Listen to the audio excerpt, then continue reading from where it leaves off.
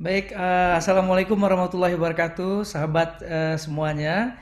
Seperti yang saya sampaikan tadi bahwa siang menuju sore hari ini kita akan ngobrol dengan salah seorang tokoh di pemerintahan dan juga kebetulan beliau ini putra Aceh dan saya juga sangat surprising sekali ketika ada sahabat saya di Jakarta mengatakan bercerita tentang Pak Hamid ya. Dan ternyata sekarang sedang diamanahkan menjadi salah seorang pejabat pemangku jabatan di Kota Tarakan. Jadi langsung saya sapa saja. Assalamualaikum Pak Hamid. Waalaikumsalam warahmatullahi wabarakatuh. Apa kabar Pak? Sehat? Alhamdulillah Pak sehat. Ini saya panggilnya Pak Hamid atau Pak ini nih Pak namanya Pak Amrin, Pak Pak Hamid Pak, Amrin Hamid ya Pak Amrin. ya. Panggilannya Pak Hamid Pak. Pak Hamid ya. Nah, Ya, baik. Pak Hamid, ini saya sempat juga excited juga tahu kalau Bapak orang dari Aceh dan sekarang sebagai sekda di Kota Tarakan. Dari ujung ke ujung ya Pak ya. iya betul Pak. Ya, bisa cerita nggak Pak Hamid sedikit ini asal muasalnya sampai ke eh, Tarakan ya Pak. Saya tuh pernah di Tarakan itu memberikan training tahun 2017 Pak. 2017 Pak. 17. Jadi Ah, waktu itu saya sempat ke salah satu universitasnya kalau nggak salah Universitas di Borneo. Borneo. Iya. Kebetulan terus saya masih ingat-ingat juga nih ada beberapa foto dokumentasi yang saya simpan. Tentunya Iya. sekarang saya sedang ngobrol dengan wali kotanya di sana. Oh iya iya iya iya. Bisa cerita sedikit nih, Pak Hamid, gimana ceritanya bisa sampai di Tarakan, Pak? Kalau cerita sampai ke Tarakan Hmm, sebenarnya agak panjang juga Pak. panjang ya, Pak. Saya sebenarnya kan dari kalau kampung di Desa Mantang Mane Pak, Oh, di di Matang ya, Pak? Kecamatan Tanah Luas, Hmm, Kabupaten Aceh Utara. iya. Ya kurang lebih 6 kiloan lah dari Kota Lusukun. Ya, Teluk Sukun, Pak. Iya. Kota Lusukun, kemudian saya SMA dulu, SMA di Luxmawe, SMP Hmm, SD di Tanah Luas di Belangjerun, kemudian kuliah di Banda Aceh. oke. Kuliah di Fakultas Ekonomi di Banda Aceh. Nah, Hmm, selesai kuliah sempat di Banda Aceh dan di Luxmawe ya kerja di perusahaan swasta. hmm. Setelah itu saya 91 ke Jakarta. Mulai merantau Nah, ke Jakarta 91 ya, Pak? ya, 91. Oke. Tapi kemudian sempat kembali ke kampung. Iya. Tahun 93 kembali lagi ke Jakarta.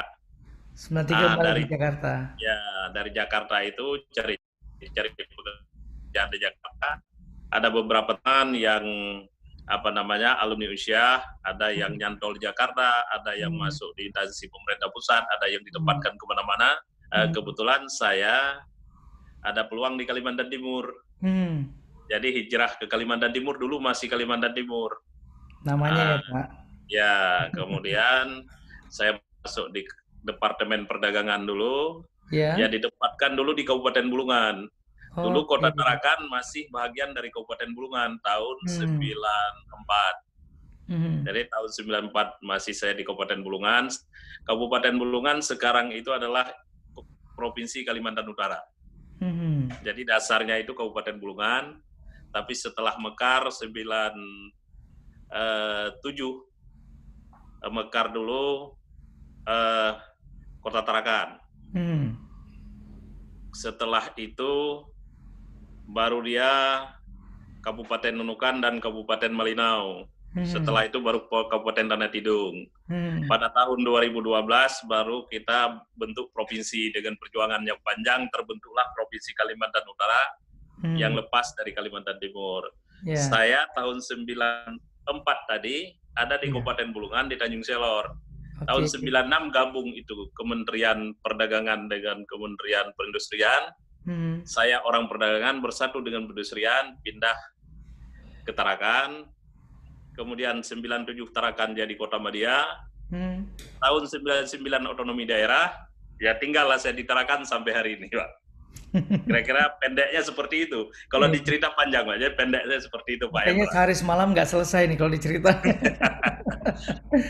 Ya, Pak Hamid sendiri kan langsung udah pernah juga beraktivitas di dunia bisnis ya di Jakarta ya sebelumnya ya. Saya dulu di Banda Aceh pernah kerja di CP Wahyu. Mhm. Jadi pekerjaan-pekerjaan yang pertama di Banda Aceh itu adalah ada pekerjaan di Dinas Kehutanan, di Kanwil Kehutanan dan Kanwil Sosial. Mhm.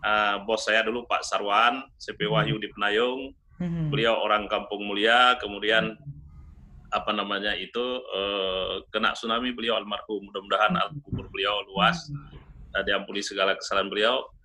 Setelah itu saya dengan teman juga sempat berbisnis, jadi kontraktor bareng teman di Luxmawe, Mhm. tetapi tidak begitu berkembang. Kemudian saya ke Jakarta. Di Jakarta sebenarnya saya dengan teman, ada teman kita orang Indrapuri, Mhm. tapi sudah almarhum Pak Sukri.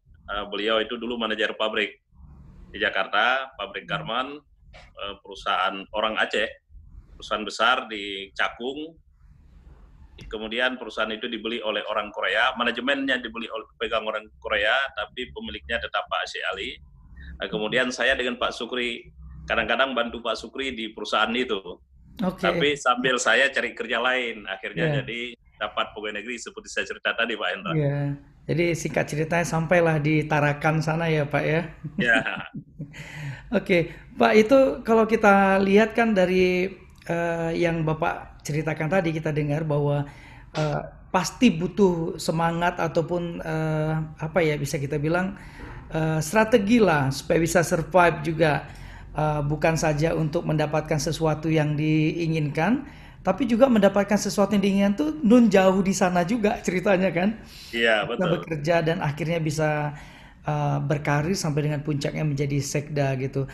Apa sih yang Bapak terapkan barangkali Pak dalam prinsip hidup Bapak sehingga tampaknya ya kalau kita bilang orang-orang yang berjuang merantau itu banyak yang berhasil, yang tidak berhasil juga tidak sedikit gitu kan. Iya. Pasti ada trik-trik yang eh, dimiliki oleh orang-orang yang berhasil termasuk Pak Hamid di sini gitu.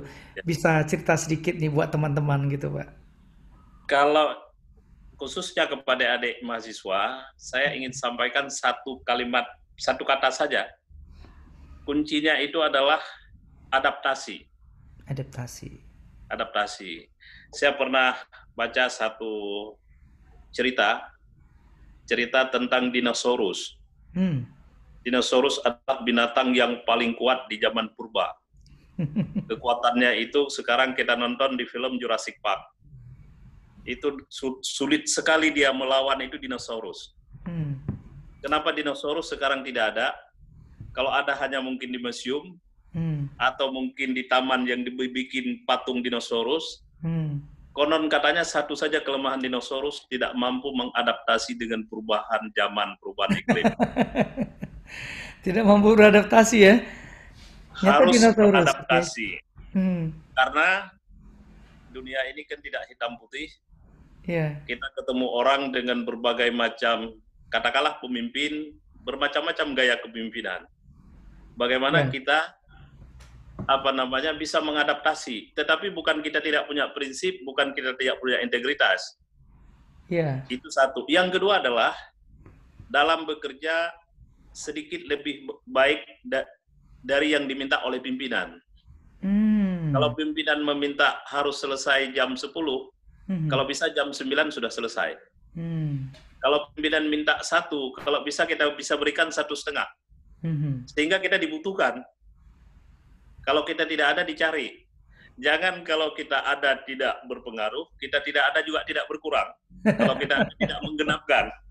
Jadi itu diantara misalnya, tetapi yang paling pokok khusus kepada adik-adik saya di Aceh, mahasiswa, saya sebenarnya juga sudah saya tahu, tapi saya ingin simpulkan kembali, hal yang sama seperti Pak Hendra tanyakan, kemarin Ustadz Somad tanya ke Bang Hotman Paris. Itu Hmm. kalau adik-adik nonton itu Pak Hotman dengan Ustadz Somad, juga pertanyaan yang sama. Jadi Bang Hotman menjawab begini, yang pertama harus mempunyai tujuan yang jelas. Iya.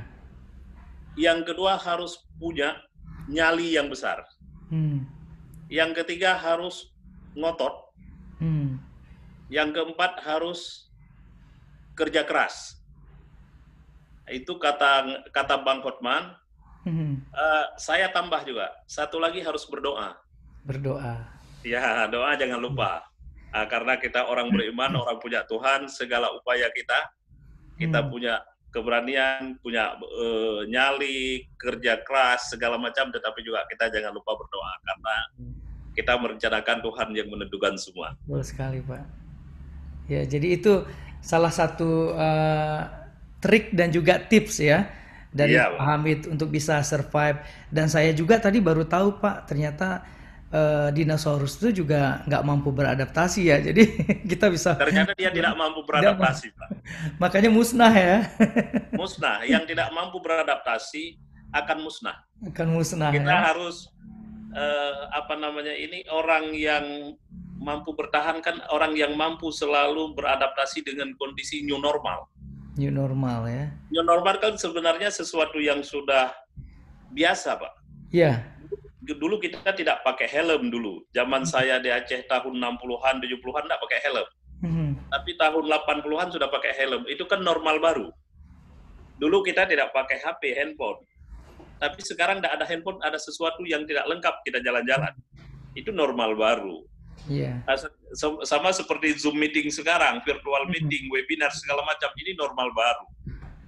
Jadi orang-orang yang mampu mengadaptasi dengan perubahan-perubahan seperti itu, dia akan tetap ada di dalam gelombang, di dalam apa namanya, dinamika itu sendiri, perubahan Dinamika ya. zaman. Iya.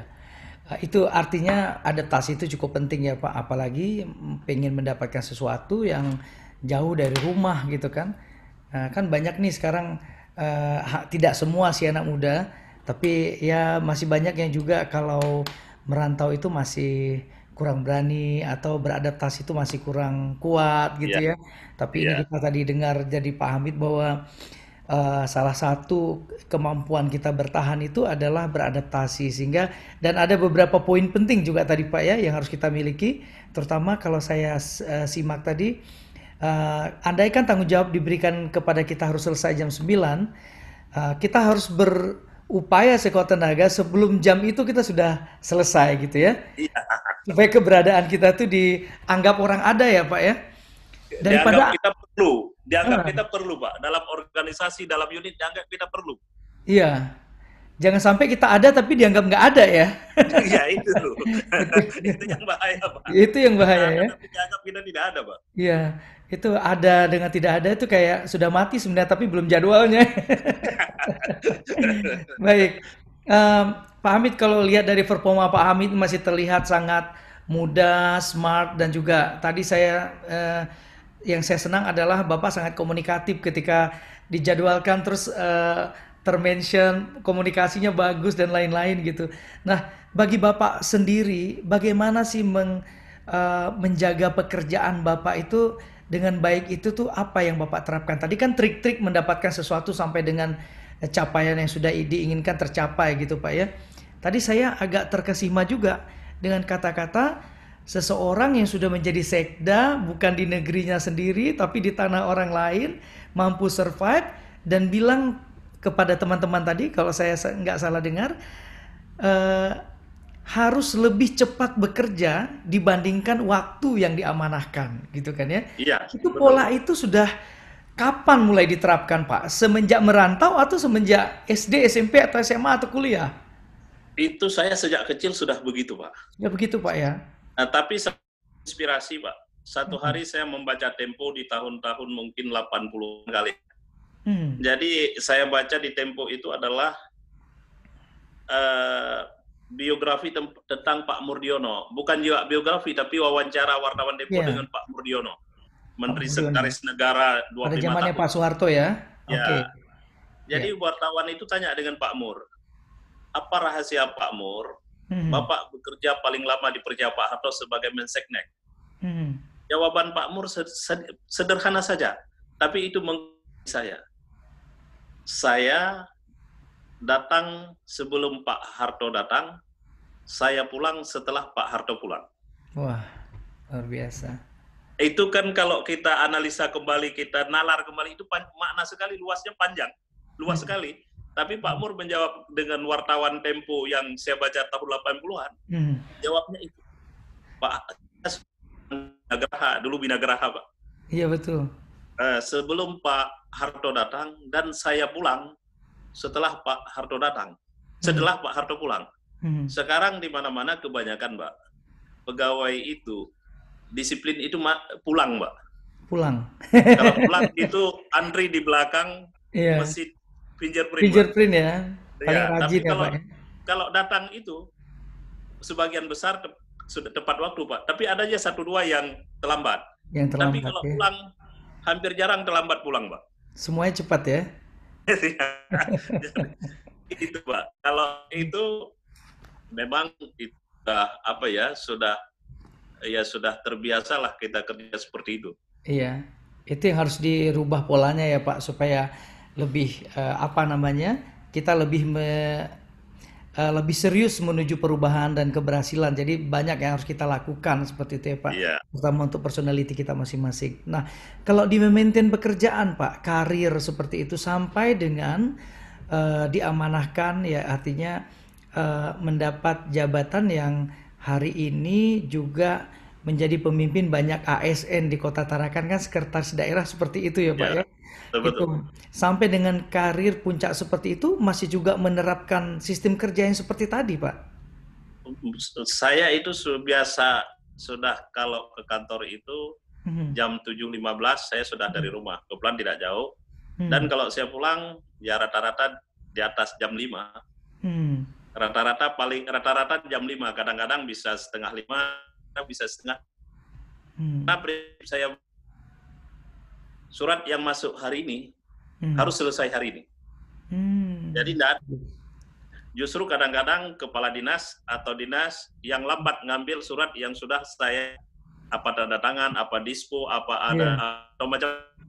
Jadi saya sudah kadang-kadang dalam bekerja dalam satu hari ada 3 kali rapat, 4 kali rapat. Jadi saya kembali ke ruangan nanti jam 4. Jam 4 itu apa semua surat, 1 jam saya sudah selesai, saya proses. Tinggal mereka pagi tinggal ngambil saja. Jadi tidak ada surat saya yang masuk ruangan saya sampai besok. Nah, itu selama saya sekda, itu saya terapkan juga. Terapkan Pak ya. Sejak 31 Desember kemarin. Dan juga dari dulu juga seperti itu. Seperti itu. Biasanya kan orang-orang kalau berurusan ke pemerintahan, dari pemerintahannya suratnya yang terlambat ya. Ini di sana masyarakatnya yang jadi terlambat mengambil. Suratnya terlalu cepat selesai mungkin. Artinya teman-teman dari dinas proses kan di dinas Pak. Kadang-kadang kan memerlukan apakah para sekretaris daerah, apakah disposisi sekretaris daerah, apakah tanda tangan sekretaris daerah. Nah, itu kadang-kadang lebih lambat teman dari dinas mengambil kembali. Iya. Ya Pak Hamid, saya ingin tahu nih, apa arti perjuangan bagi seorang Pak Hamid ini? Apa makna perjuangan di diri Bapak itu seperti apa Pak? Saya kira itu kan memang Al-Baqarah 30 kan Allah menciptakan manusia sebagai khalifatul fil ard. Ketika Allah berfirman kepada malaikat, aku akan menciptakan manusia untuk menjaga bumi. Saya kira itu filosofi itulah yang kita berada di atas bumi ini. Dan kemudian Allah juga mengatakan bahwa Allazi khalaqal mauta wal hayata liyabluwakum ayyukum ahsanu amala. Kami menciptakan untuk menguji kalian mana yang paling baik amalmu. Ya sebenarnya kan saya tidak ingin mengatakan perjuangan ya, tetapi hanya menjalankan fitrah kita diciptakan oleh Tuhan di muka bumi, yang satu saat kita akan kembali dan akan diminta pertanggungjawaban. Itulah yang kita lakukan sebagai khalifatul fil ard, sebagai pemimpin. Kalau Nabi mengatakan, Rasulullah mengatakan, kullukum ra'en masulun ar-rayati. Setiap kamu adalah pemimpin dan kamu akan diminta pertanggungjawaban apa kamu yang akan kamu pimpin. Apakah kita pimpin keluarga, pimpin teman, pimpin instansi. Ya kan setiap kamu, kata Nabi, itu adalah pemimpin. Saya sehingga tidak menganggap perjuangan yang bersifat kepingin tadi, tetapi adalah ini kita jalani saja sebagai perintah Tuhan, diciptakan kita ke muka bumi sebagai pemimpin bumi lah, sesuai dengan kapasitas dan juga kemampuan kita yang kita gunakan, yang diberikan oleh Allah Subhanahu Wa Taala. Saya kira itu. Itu arti perjuangan ya Pak. Mudah-mudahan teman-teman bisa mendengarkan, teman-teman muda mahasiswa, bahwa untuk berjuang itu artinya tidak gampang menyerah, dan filosofinya tadi jelas sekali dalam Al-Quran seperti itu ya Pak ya. Dan satu lagi Pak, terkait dengan memanage cita-cita. Kan banyak nih Pak orang, tadi kalau saya ikutin mulai dari Bapak merantau ke Jakarta, kembali sebentar ke kampung, bekerja sebentar, kembali lagi ke Jakarta, merantau sampai akhirnya ke Tarakan, itu kan ada sesuatu yang di manage. Kalau tadi bisa jadi itu perjuangan, bisa jadi itu cara bekerja, bisa jadi tadi itu trik-trik yang sudah disampaikan oleh Pak Hamid tadi. Meminit ini semua kan nggak gampang kan Pak ya. Pernah merasakan jatuh bangun saat harus kembali ke kampung, pastilah ada semacam rasa seperti apa gitu. Bukan down barangkali, tapi ini kayaknya harus dipupuk lagi semangatnya untuk kembali lagi ke kota, mencapai tujuan yang ingin dicapai sampai akhirnya mendapatkan dengan izinnya Allah seperti itu. Tuh meminit semua itu gimana nih suasananya Pak? Satu Pak, keyakinan. Keyakinan ya, mungkin kalau bahasa sekarang apa orang bilang itu ya, boleh dibilang komitmen. Tetapi kita yakin kita bisa dan kita mampu dulu. Kalau kita bisa dan kita mampu, sehingga kita ketika kita berjuang itu, kalau kalimat kita katakan tadi narasinya berjuang, kita yakin ketika kita diberikan sesuatu kita bisa melakukan itu. Maka khusus kepada adik-adik mahasiswa, harus bagaimana kita yakin kita itu bisa. Tentu kalau ditanya apa kuncinya, bagi saya kuncinya satu saja Pak, tidak ada lain, Iqra, membaca ya. Membaca. Tidak ada lain. Biar profesor kalau berhenti membaca, berhenti ilmunya Pak. Jadi kuncinya di membaca. Ilmu itu kan siapa duluan membaca Pak. Benar. Saya mohon maaf Pak, Bapak orang akademisi, saya hari-hari saya juga pernah sempat mengajar Pak.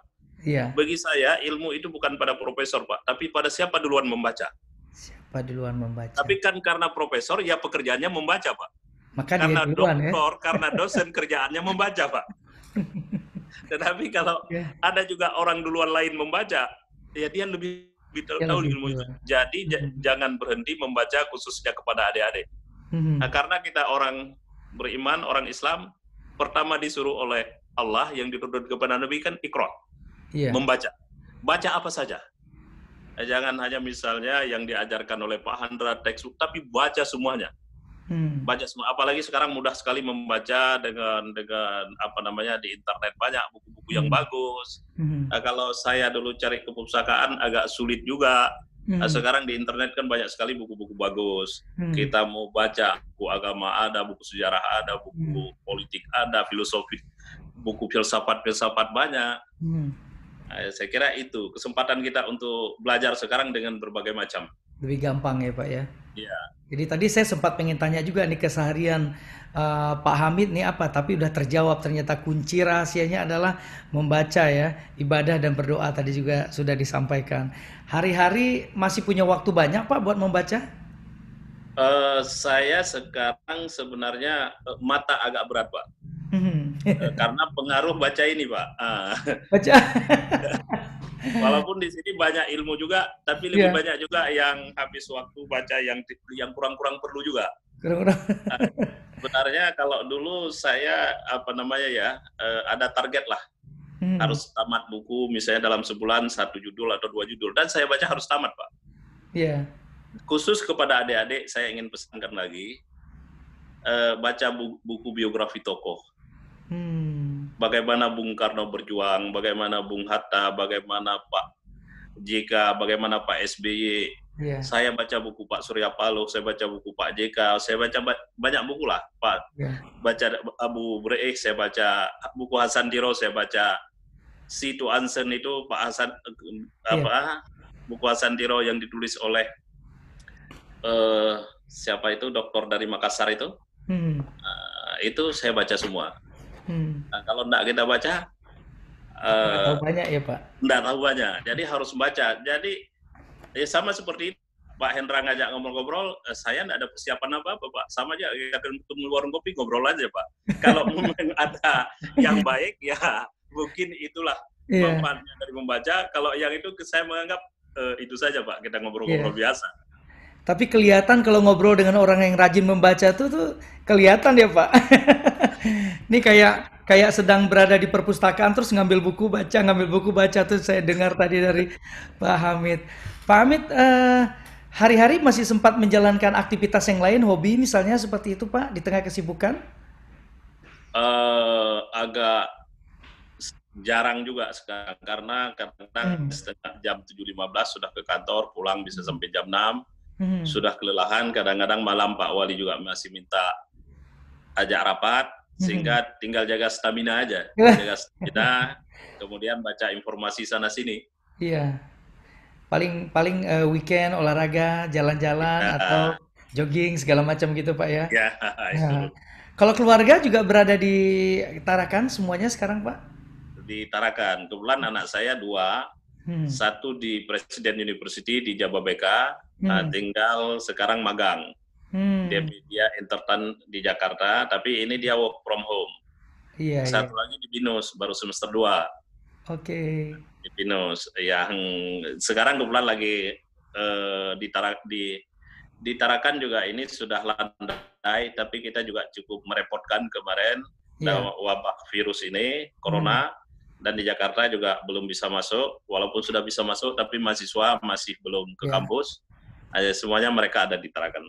Belajar dari rumah semua ya sekarang, ya, Pak. Ya, Ah, dan satu lagi Pak, barangkali sebelum kita closing ngobrol-ngobrol kita ini, ada yang menitipkan beberapa pertanyaan. Pertama itu Pak, tadi udah terjawab sih sebenarnya adaptasi ya, terjawab sudah ya, adaptasi gitu.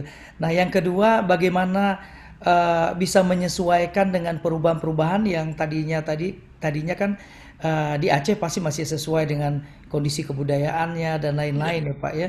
Ada kaitannya juga sih dengan adaptasi, tapi bagaimana menyesuaikan performa bekerja di tempat yang latar belakangnya itu memang sangat berbeda. Kecuali ikannya yang banyak sama kayak di Aceh ya Pak ya. Ya. Gimana Pak? Jadi begini Pak, saya dulu pertama jadi pegawai negeri sempat juga saya tanya-tanya itu Hmm. dengan teman-teman yang lebih senior. Dulu dulu Pak, pegawai negeri itu hampir tiap naik pangkat kita tulis kembali riwayat hidup. Iya, Melamar pegawai negeri ditulis riwayat hidup. Salah satu yang ditanya itu adalah suku. suku. Ya, saya tanya dengan teman saya itu, saya diskusi. Kita pegawai negeri kan korpri. Pegawai negeri itu kan apa namanya, kita Indonesia ini. Tapi Hmm. kenapa masih tidak? Hmm. Karena saya dapat filosofi daripada teman saya itu begini. Bukan untuk membeda-bedakan ini orang Aceh, orang Bugis, orang Jawa, orang Banjar, orang Dayak, orang. Tetapi ditanya suku adalah Hmm. tidak sama kita berteman dengan orang Aceh, dengan orang Jawa, dengan orang Bugis, dengan orang Banjar, dengan orang Bayak, dengan orang Timur. Cara pendekatan kita berbeda-beda. Iya. Memberikan pelayanan berbeda-beda. Itu sebenarnya makna suku di situ. Iya. Sehingga kita ketika ketemu dengan orang Bugis, tidak boleh kita bawa gaya Aceh. Ketemu dengan orang Banjar, itu kita bersosialisasi cara Banjar. Iya. Ketemu orang Jawa, caranya dengan orang Jawa. Hmm. Jadi itu yang saya katakan tadi, adaptasi dalam dimensi yang sangat luas. Hmm. Kemampuan kita, tetapi sebenarnya pepatah petitih orang Aceh kan cukup banyak, Pak. Hmm. Tangui balaku tubuh, tapajuh balaku atra. Tajak balaku linggang, tapinggang balaku ija. Itu kan petuah nenek moyang kita. Kalau orang Padang bilang, di mana bumi dipijak, di situ langit dijunjung. Kalau orang tua bilang kita kan itu. Iya. Tangui balaku tubuh, tapajuh balaku atra, tajak balaku linggang, tapinggang balaku ija. Ya samalah seperti di mana bumi dipijak, di situ langit dijunjung. Dijunjung ya. Itulah filosofi untuk kita Iya. beradaptasi dengan berbagai-bagai media, Iya. dengan berbagai-bagai dinamika perubahan, dengan berbagai-bagai macam orang, berbagai-bagai tempat dan situasi. Pokoknya bisa survive, menyesuaikan dengan bagaimana budaya yang juga di sana seperti itu Pak ya. Jadi Ya, harus melakukan services pelayanan sesuai dengan di mana tempat kita berada lebih kurang gitu ya Pak ya. ya. Baik. Ada yang ingin disampaikan Pak sebelum kita tutup, terutama bagaimana agar anak-anak muda, barangkali masyarakat juga bisa survive menghadapi kondisi yang sedang sulit seperti sekarang ini kan juga ditarakan ada COVID-19 juga ya Pak. Kalau kita baca Iya, di media itu sudah mulai landai ya kondisinya Pak iya ya. lebih landai. Cuma lebih banyak di Tarakan daripada di Suruh Aceh. Saya ikuti Pak, biar di Aceh kan sampai Oh, kemarin baru 27. hmm. Tapi Kalau hari Tarakan, kemarin juga ada tambah satu. ya Kalau kita di Tarakan, Tarakan saja 47 Pak.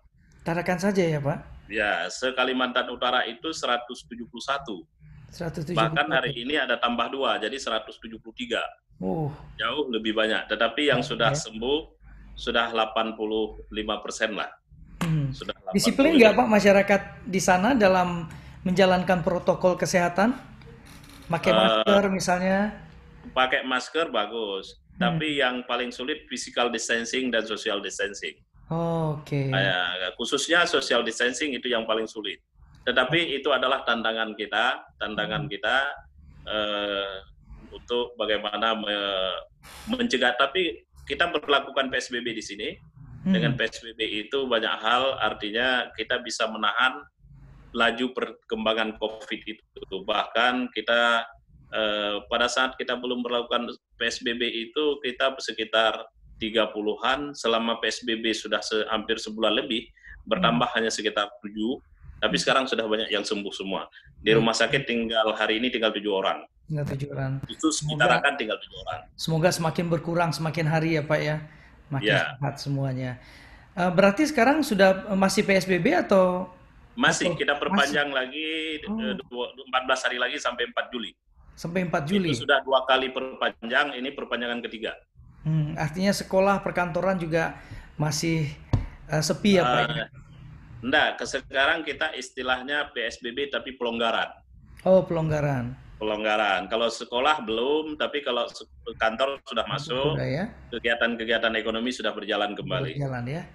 Ya, Baik, Pak Hamid, Amrin, terima kasih Pak sudah punya waktu 1 jam bersama saya dan teman-teman. Mudah-mudahan nanti ini bisa menjadi pelajaran dan juga obat rindu juga ya Pak ya.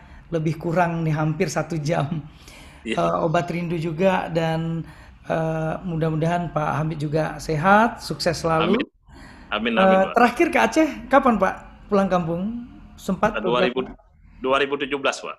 Oh 2017, 3 tahun yang lalu ya Pak? Ya, sebenarnya ini ada rencana mau pulang, tapi karena kena COVID tidak bisa bergerak. Iya, mudah-mudahan COVID segera sirna dan berlalu, kita sehat semua, dan Pak Amin, Hamid juga bisa pulang kampung lagi ke amin, Aceh amin, Utara ya. amin, amin, Pak. Baik, baik Pak, terima kasih sekali lagi atas waktu yang sudah diberikan. Semoga sehat dan sukses. Salam buat keluarga dan salam juga buat teman-teman Bapak yang nanti barangkali akan menonton perbincangan ini. Baik, Baik, baik. Terima terima kasih, Pak. kasih Pak Terima Hamid. kasih. Assalamualaikum Ya, warahmatullahi wabarakatuh. Waalaikumsalam warahmatullahi wabarakatuh. Terima kasih.